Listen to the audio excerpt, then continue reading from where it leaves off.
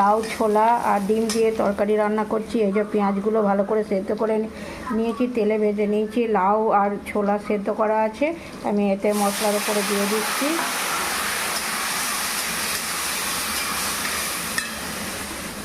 একটু নুন দিয়ে দিচ্ছি, নুন দিয়ে সেদ্ধ করা আছে।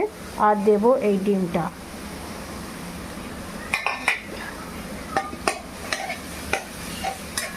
ভাজা ডিমটা ছোট ছোট টুকরো করে নিয়ে এতে দিয়ে দিচ্ছি।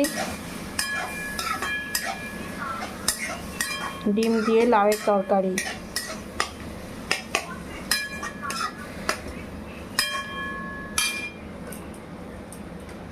আর একটু মিক্স মশলা দিয়ে দিচ্ছি। আর কিছু দিতে লাগবে না, আমার নামানোর আগে একটু গরম মশলা দিয়ে দিলেই হবে।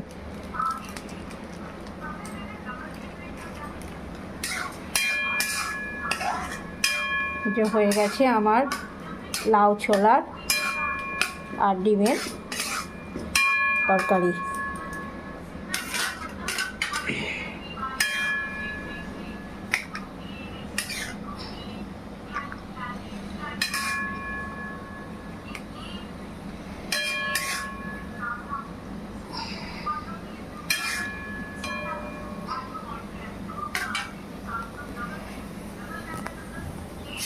এই তো আমার রান্না হয়ে গেছে।